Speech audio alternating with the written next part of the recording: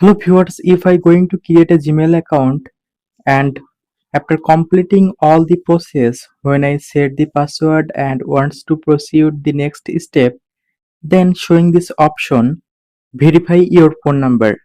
But if I try to verify phone number and click on verify option, I don't find any option to verify phone number and showing this error. This may take a few moments and this step never complete. Now if I click on try again showing verify your phone number and this loop keeps going on.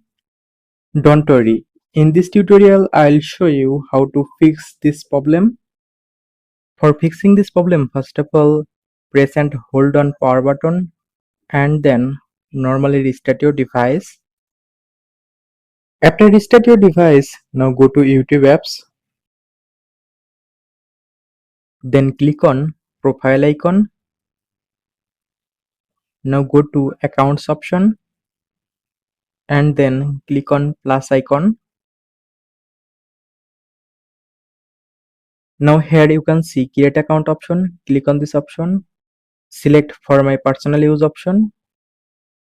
Next complete the steps normally required to create a Gmail account.